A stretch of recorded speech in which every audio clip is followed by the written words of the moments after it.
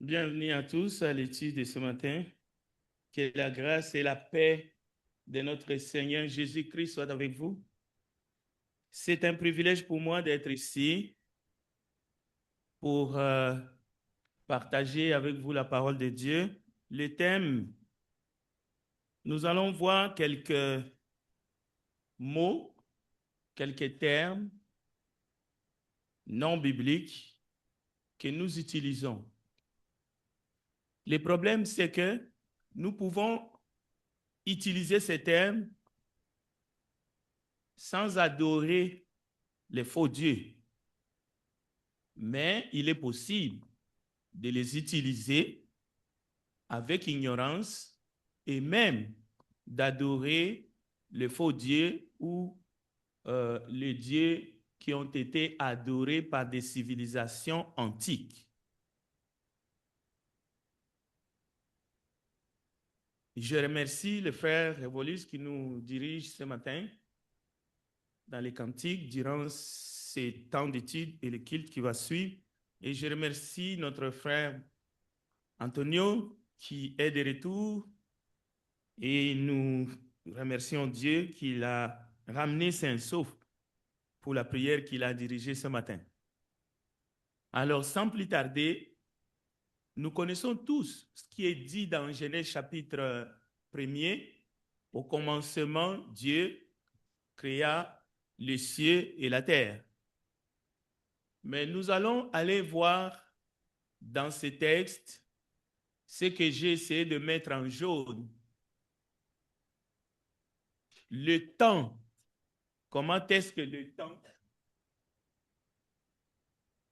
Nous allons voir comment le temps est subdivisé par l'Éternel dans son œuvre, dans son chef-d'œuvre de la création.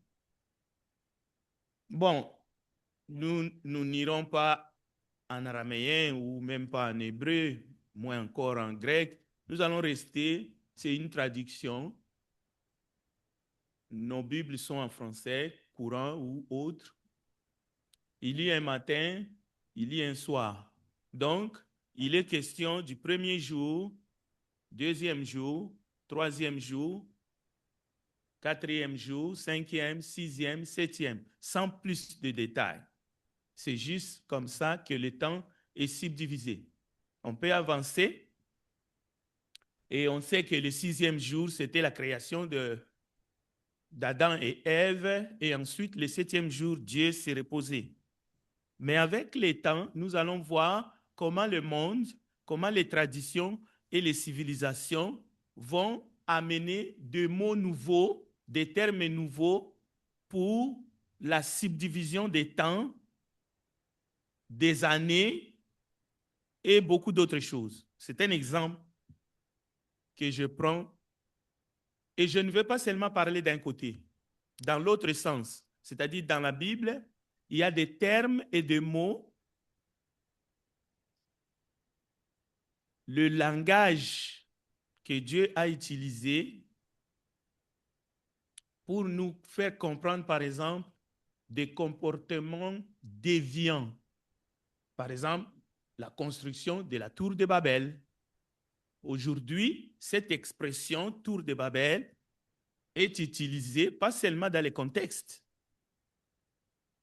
bibliques, mais même dans le monde, lorsque vous êtes en train de faire quelque chose qui défie ou qui sort de l'ordinaire, on peut utiliser le terme tour de Babel. Mais on sait que tour de Babel fait partie des termes bibliques, mais qui nous explique un comportement déviant qui défie Dieu. Donc, il y a aussi des termes bibliques qui sont utilisés par le monde aujourd'hui pour désigner des comportements déviants des hommes qui sont même des athées, qui ne croient pas en Dieu. Il y en a, on peut répertorier. Donc, c'est des deux côtés. Mais notre démarche est de comprendre à la lumière de la parole qu'il est possible d'utiliser un terme, un mot, sans se prosterner devant un faux Dieu, mais il est possible d'utiliser ou d'endosser une tradition en se prosternant devant l'idole ou devant les faux dieux. Et à ce moment-là, on pêche devant les dieux du ciel, notre Créateur. Donc, nous devons être vigilants. D'accord? Alors, selon Genèse, selon les termes bibliques, il y a les premiers jours de la semaine, le second, le troisième, le quatrième, le cinquième et le sixième et le septième. Vous allez voir que ça joue aussi dans l'ordre. Je ne sais pas pour vous, le premier jour de la semaine, est-ce que c'est lundi ou dimanche? Vous pouvez vous mélanger tantôt. Un jour, vous pensez que le premier jour de la semaine, c'est lundi, parce que c'est culturel. Et vous pouvez vous réveiller comme aujourd'hui, parce que vous entendez celui qui dirige les cantiques ou celui qui vous enseigne. Nous sommes le premier jour de la semaine, dimanche. Vous revenez. Mais lorsque vous envoyez votre enfant à l'école en disant que le premier jour de la semaine, c'était lundi, est-ce que forcément vous êtes en train d'adorer un faux Dieu? Notre but, c'est de ne pas tomber si bas et dire des choses qui sont de non-sens. Bien, on va continuer. Que Dieu nous aide. Alors, au commencement, Dieu créa le ciel et la terre. Si vous allez même dans les textes hébreux, vous allez voir, le premier jour, Dieu a commencé la création et il a terminé le septième jour. Dieu se reposa. Mais les problèmes commencent avec la tradition et les cultures qui vont se succéder, mais aussi avec les adorations des faux dieux. Parce qu'il y a eu plusieurs dieux. Les gens n'ont pas seulement commencé à adorer le vrai Dieu du ciel comme ça du jour au lendemain. Dieu a toujours été là, l'unique Dieu. Vous allez voir que le langage va commencer à être modifié et jusqu'aujourd'hui. Bien, alors à la page 3, le mot que nous utilisons lundi n'est pas un mot d'origine chrétienne. C'est un mot pour désigner les temps. Mais ça vient du latin, luna et dies. C'est un jour que le Romain, dans une civilisation païenne, adorait la déesse lune. Il faut avancer les diapos. Donc, alors, on a adopté ce mot-là, qui est un mot d'origine païenne, que nous utilisons encore aujourd'hui. Que dans cette civilisation romaine, païenne, le paganisme, luna dies, que le Romain adorait la déesse lune, évidemment, c'est la même chose, martis dies. Ce mot-là, à l'origine, n'est pas un mot d'origine chrétienne, c'est un mot non biblique. Je vous ai dit dans mon introduction. Mais on va transformer ces mots-là et on va traduire ces mots-là à ce que nous utilisons aujourd'hui dans la civilisation chrétienne. Et nous, comme chrétiens, mardi, c'est le jour que les Romains adoraient le dieu Mars, le dieu de la guerre. Dans la mythologie, si vous allez dans votre Google, vous allez dans votre dictionnaire, vous allez trouver ces choses-là sont là. Mais il les faisait aussi dans le cadre d'une religion, la religion des Roms antiques. Les Romains adoraient les dieux de la guerre. C'est pour cela qu'ils ont subdivisé le temps en jours et ils ont donné ce nom-là.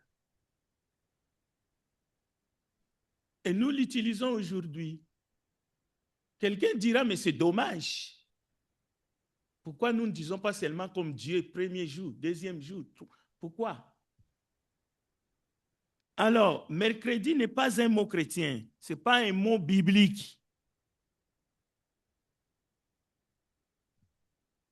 C'est un mot d'origine. D'abord, ça vient du latin. Mercure, dièse.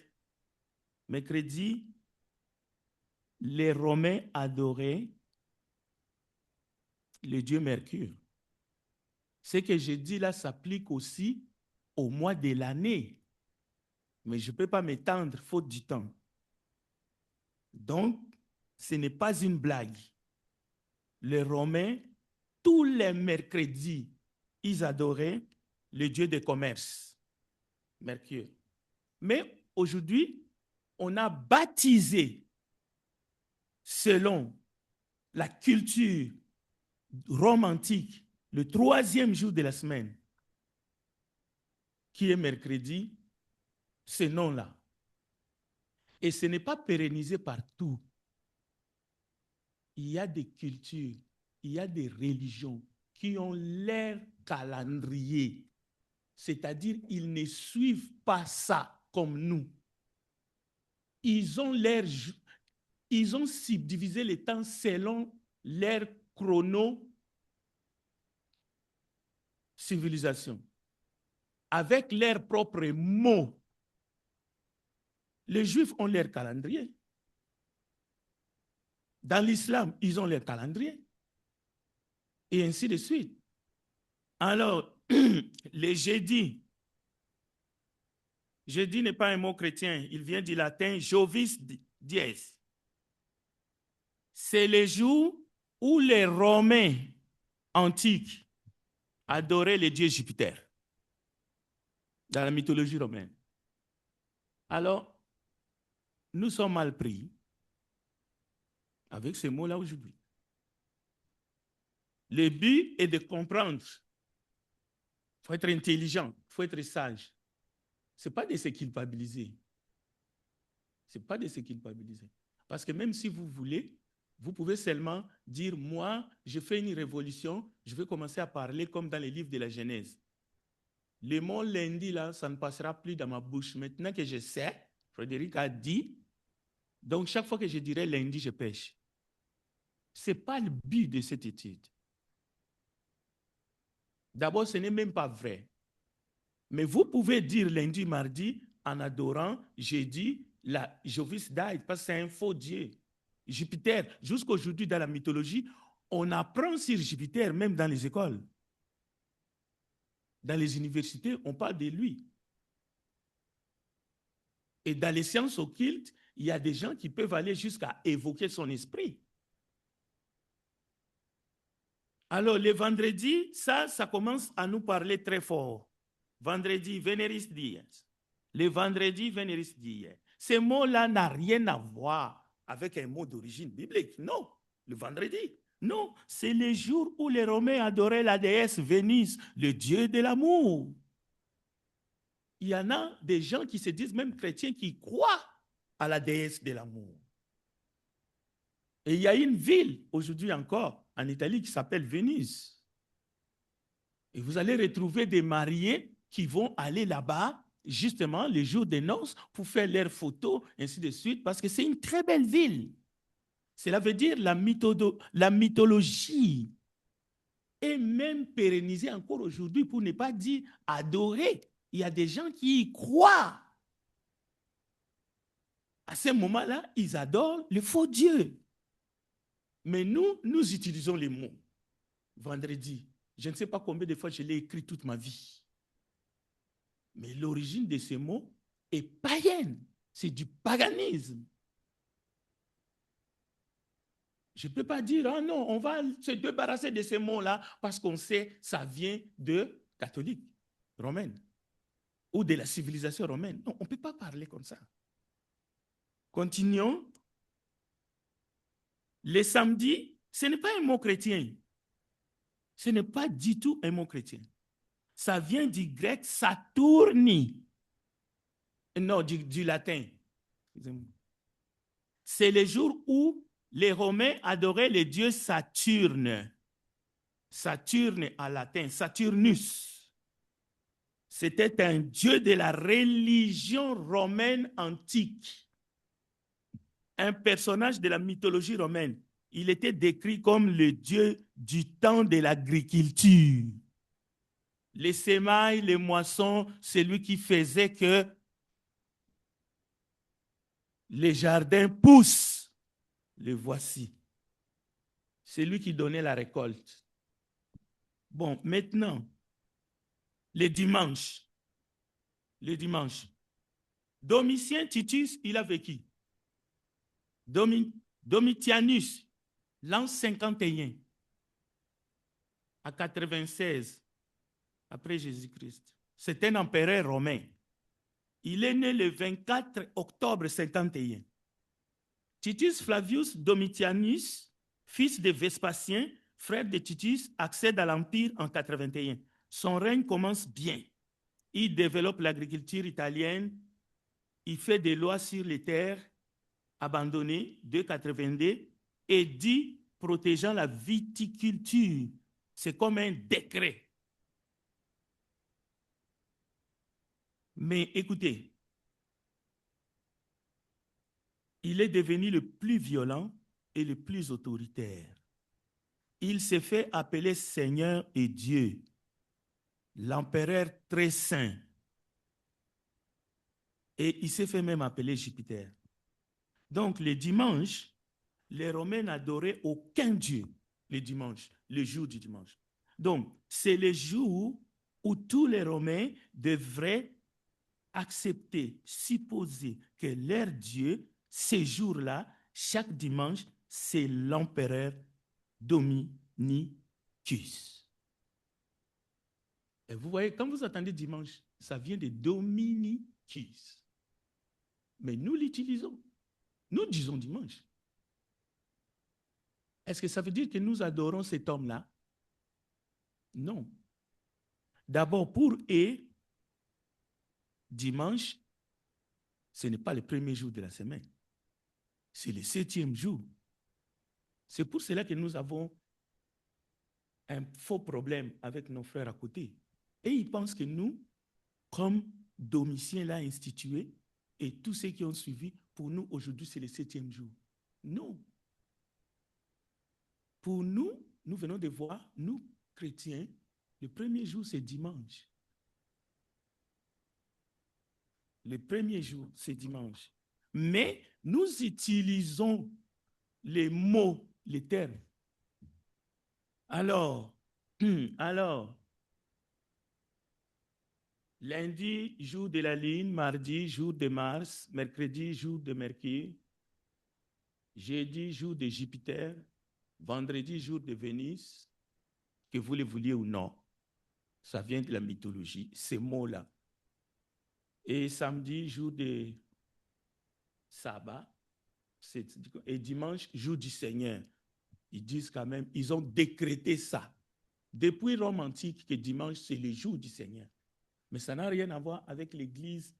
C'est l'origine des jours de la semaine en Occident romain. Parce qu'il y a les orthodoxes. Et ils ont autre chose. Mais nous, ce que nous appliquons, ce que nous utilisons, nous envoyons nos enfants à l'école, voici l'origine. Maintenant, nous avons perdu quelque chose. Il faut l'accepter. Il faut être malhonnête. Parce que nous savons ce que Dieu a fait les jours de la création.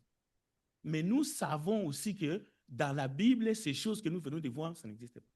Mais écoutez, en adoptant, pas en acceptant son origine, mais non, en utilisant ces termes qui viennent du paganisme romain, avons-nous perdu notre identité chrétienne? Parce que si vous êtes en Christ, vous avez l'identité chrétienne. Non, la réponse est non. Nous n'avons pas perdu notre... Nous ne pouvons pas perdre notre identité chrétienne pour cela. Non. Ce serait comme si les diables étaient plus forts. Nous avons perdu quelque chose, la culture. Mais il y en a, malgré qu'ils utilisent ça, même ici dans cette salle, ils n'ont pas perdu leur culture. Parce qu'ils ont appris, ils ont l'intelligence et la sagesse. Ils ont gardé la culture de leurs ancêtres. Ils savent même comment les temps étaient subdivisés là où ils viennent, dans les racines, dans leurs sources. Moi qui vous parle, je sais comment le temps a été subdivisé par mes ancêtres. Mais je suis ici, j'ai étudié en Occident, je vis ici, j'utilise lundi, mardi, mercredi, jeudi, vendredi. Est-ce que cela a le pouvoir de me faire perdre mon identité chrétienne? Non. Non, pas du tout. Si réellement tu es en lui, ce que je suis en train de dire ici, tu vas le savoir et tu vas faire la part des choses. Alors, pour bien appuyer, je vais terminer avec un exemple concret. Parce que ça vient de se passer, hein, le 14 février. C'est le dernier exemple que je vais prendre, la fête de Saint-Valentin. L'origine de la fête de Saint-Valentin, c'était pour rendre hommage à un dieu de la fertilité.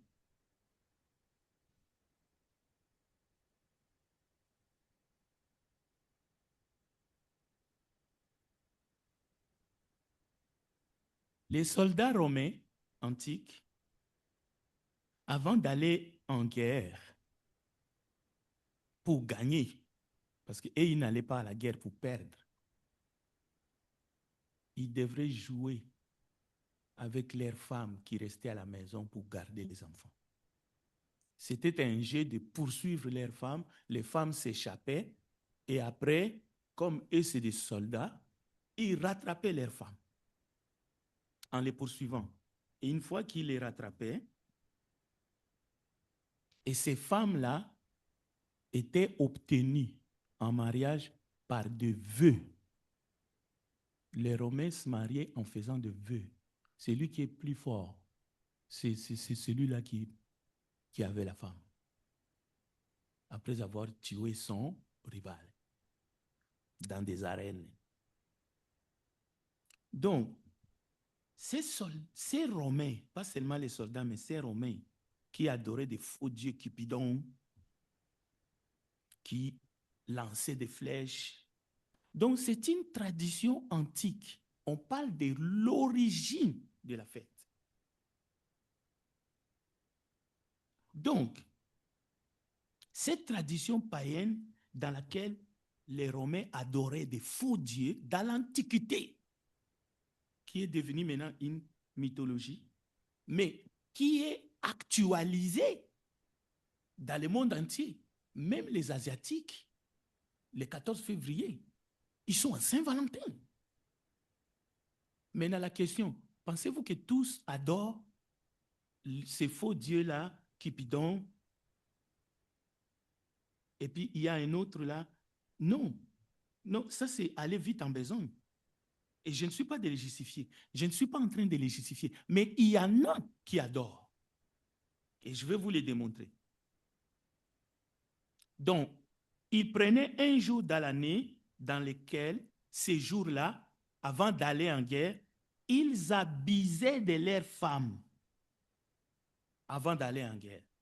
Une fois que la femme était attrapée, on abusait d'elle par des relations sexuelles forcées, tu vois, ou bien des relations sexuelles, mais dans des formes les plus torrides.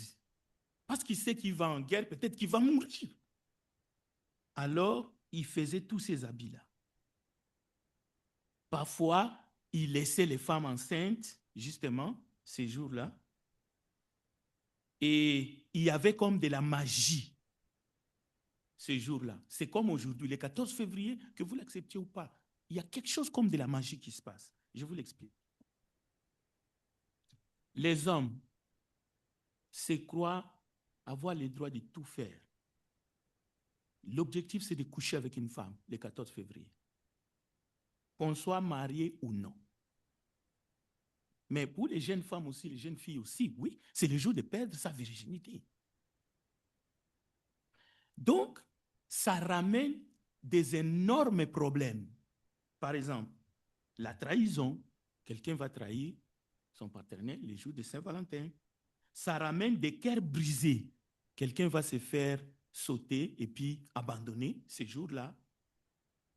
Il y a des cœurs brisés, mais il y a aussi la honte. La honte de se retrouver le 14 février seul, sans partenaire. Il cherche, avec qui je serai. Donc, on termine la journée du 14 février et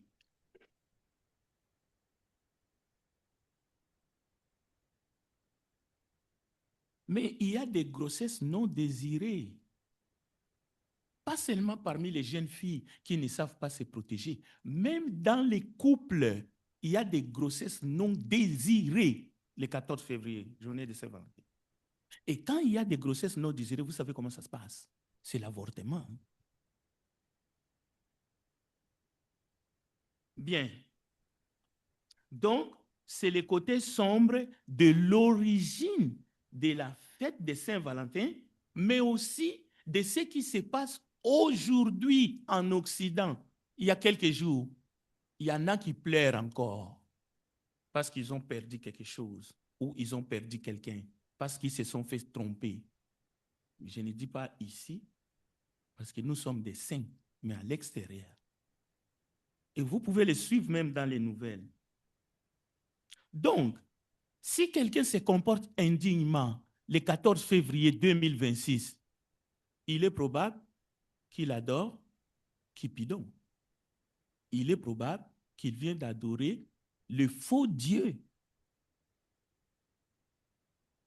du Rome antique. Mais tu es ici parce que tu as pris avec force ton époux ou avec force ton épouse et tu as fait des choses indignes avec elle ou avec lui. Est-ce que vous comprenez? Mais quelqu'un qui prend le temps d'aller dans un beau restaurant avec son épouse,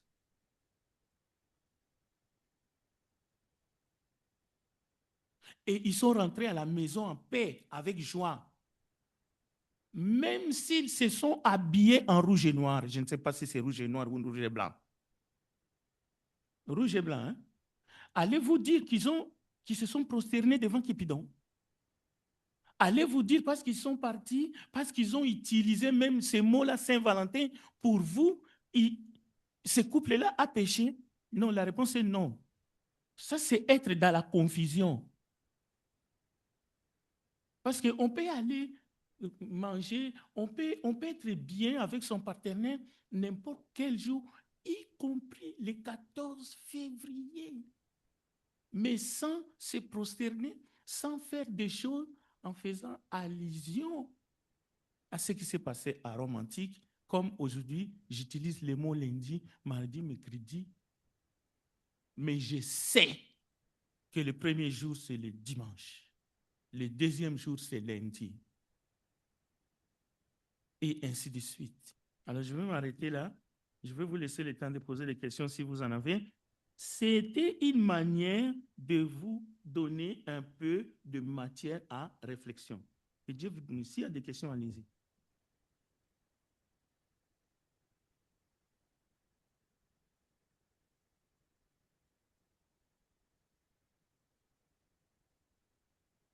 Ne vous retenez pas. Il y a des choses à dire, je sais. Mais trouvez la manière de vous exprimer sans vous retenir. Nous allons vous écouter. Peut-être c'est une question, c'est un commentaire, c'est plutôt quelque chose que vous venez de découvrir ou que vous saviez, peut-être que ça vous culpabilisait, mais il y a beaucoup d'autres exemples que je n'ai pas touchés, mais on peut échanger.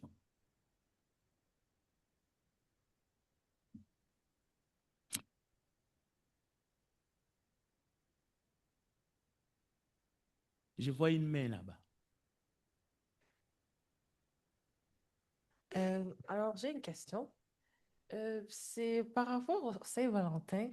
Je sais qu'il y a beaucoup de couples qui le fêtent et c'est une manière de montrer son amour pour la personne près. Je comprends. Mais est-ce que euh, c'est un péché ou c'est mal d'avoir une sorte de attente envers ton partenaire au jour du Saint-Valentin? Voilà. Merci, Frère Frédéric. Mhm. Ouais, je dois avouer que c'est une question difficile parce que notre fille m'amène dans un terrain très glissant. Ouais, l'intention. Et pour que j'aille jusqu'à juger si l'intention elle est bonne ou pas, j'avoue que j'ai vraiment des difficultés. Mais je veux m'abstenir. Je ne peux pas dire que avoir une intention que mon partenaire ferait ceci ou cela serait mauvaise le jour de Saint-Valentin. Mais la croyance au jour de Saint-Valentin, ça c'est un problème. Parce que quand qui dit croyance, c'est vraiment quelque chose d'autre. Mais est-ce que c'est par imitation, c'est par comparaison, parce qu'on sait déjà que ce jour-là, c'est un jour de fête, les amoureux manifestent des actes entre eux ces jours-là? Je ne sais pas. Mais encore une fois, il faut d'abord que vous soyez mari et femme. Ça, c'est un. Ou bien que vous soyez fiancé légalement. Mais cette intention-là, je ne la condamne pas parce qu'elle ne peut pas être là seulement le 14 février. Ce serait faux. Parce que quand on est dans ce jeu d'amour, c'est que cette attente est des deux côtés. Chacun cherche à rendre son partenaire heureux. Peu importe les jours.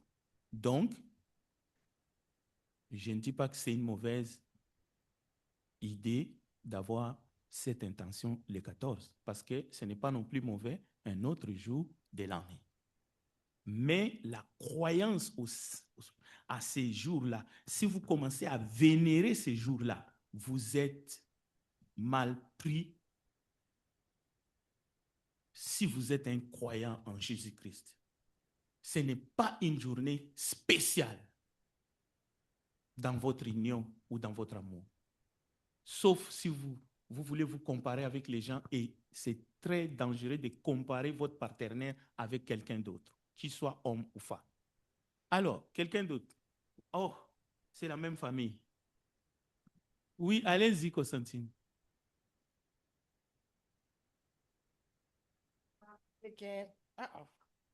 C'est si un chrétien se marie avec un non-chrétien, et les non-chrétiens lui demandent de fêter Saint-Valentin, est-ce qu'il pêche ou bien non? Je n'irai pas vite en besoin pour dire qu'il pêche. C'est toujours la même question que Flore a posée un peu, c'est une question d'intention. Je ne peux pas juger cette intention-là. Même si on utilise fêter Saint-Valentin, c'est un langage. Mais je vous ai dit, la croyance et l'utilisation d'un mot, il ne faut pas tomber dans le piège. Tu comprends? Quelqu'un peut dire fêter Saint-Valentin. Il utilise un terme. C'est comme quelqu'un qui dit on va aller lundi faire des courses et j'aimerais que tu m'achètes ceci ou cela. On vient de voir l'origine de lundi. Donc, il faut faire attention. Bon, les couples mixtes, ça existe. Là, je dois dire, encore une fois, c'est-tu homme si tu sauveras ta femme, c'est-tu femme si tu sauveras ton mari. Donc, ton comportement, toi qui es chrétien, doit être exemplaire. Et non dire, ah, tu viens encore avec ces histoires de démons. Tu es en train de casser l'avenir de ton couple. Et ce n'est pas la sagesse. Alors, quelqu'un d'autre? Oui, c'est Mata. Oui, allez. Oui? Ah, ok, il y a quelqu'un là-bas. Bon, allez-y, frère Beauvoir. Après, on va donner le micro à Saint-Martin. Bonjour l'Église, malgré que je suis arrivé en retard, mais Oui. à partir de la question des sœurs Flore, comme nous savons déjà que dans la Bible, dans 1 Jean 5, la Bible disait que le monde entier est sous la puissance du malin. On ne peut pas voir le malin directement physique, mais son esprit est là. Il y a des fêtes qui sont des fêtes païennes qui n'ont pas aucun rapport avec les fêtes chrétiennes. Nous sommes à l'Église du Christ, dans le christianisme. Il y a des fêtes que nous devons les condamner, non pas comme le monde les condamne, mais nous ne devons pas même prêcher ça à l'Église, nous devons préparer les chrétiens à comprendre quel malheur on peut trouver dans cette fête. Ouais. Précisément pour la question de Sœur Flore, prétendre attendre un cadeau, une attente le jour de la Saint-Valentin, c'est presque, on peut dire, c'est confirmer ou bien c'est faire du complice de cette fête. Parce qu'on peut recevoir quelque chose à partir de ton armement ou bien de ton armement, mais préparer ce jour à l'esprit, l'idée d'attendre un cadeau de jour de la Saint-Valentin, ce n'est pas bon pour les chrétiens. C'est ce que je pense. Merci. Au fait, ce que j'ai dit, Mata, tu as une question, non? Bon, ok, je vais répondre rapidement. Ce que j'ai dit en répondant à la question de Fleur, c'est que on ne peut pas condamner l'intention parce que personne ici peut dire le 14 février, il ne peut pas avoir une partie avec sa femme ou se réjouir avec sa femme parce que le 14 février, c'est une date. Mais la croyance à Saint-Valentin, j'ai dit ce que j'ai dit, ça a été compris. Maintenant, le problème que j'ai, ce que je viens de faire, c'est de renseigner l'Église avec des exemples concrets.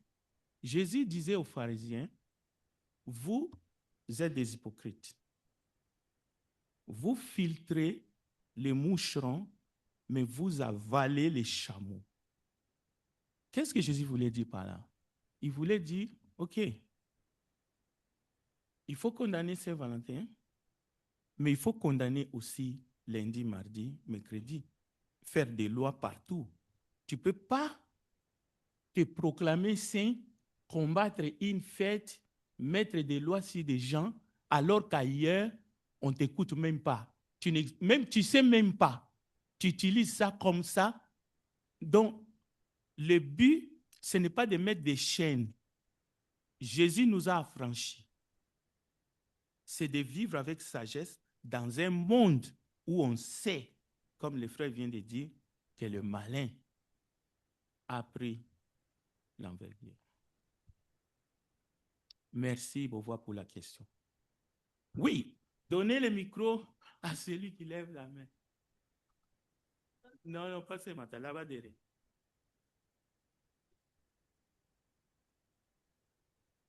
Bonjour à tous. Bonjour. Pour moi, à la question de mon père, j'aimerais lui demander moi-même, c'est comme ça que je suis, j'aimerais lui demander, premièrement, avant, le monde, c'est le monde, l'Église, c'est l'Église. J'aimerais lui poser une seule question. Est-ce que la Bible interdit de fêter la Saint-Valentin? Parce que j'ai trouvé, on dit que la Bible n'interdit pas de fêter la Saint-Valentin. J'aimerais que mon père réponde à ma question pour me dire est-ce que la Bible interdit de fêter la Saint-Valentin? Parce qu'il y a des choses dans le monde qui sont faites pour tout le monde. Mais c'est pour cela que j'aimerais que mon père, avant de dire quelque chose, il faut réfléchir pour demander est-ce que la Bible interdit de fêter la Saint-Valentin. Bon, merci. Votre prénom? Votre prénom, c'est qui encore? Je connais Jean-Marc et Jean-Emmanuel. Mon prénom, c'est Whitley. Ok, Whitley, ok. Merci, parce que je comprends la question que tu poses à ton père. Je ne veux pas que ça soit comme un débat père et fils, d'accord? Ici, nous voulons nous compléter.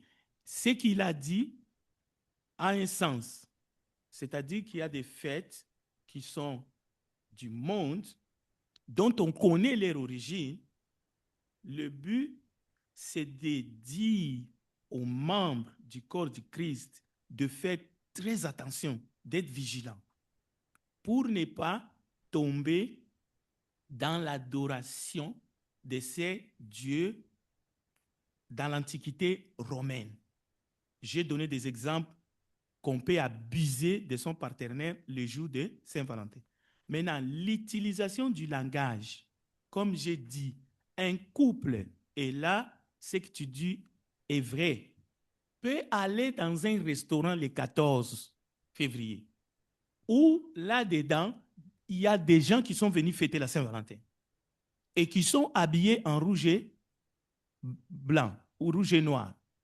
Maintenant, si le même jour, le couple chrétien a une belle blouse rouge, un bon pantalon blanc et on l'a mis, personne a le droit de juger ce couple chrétien-là.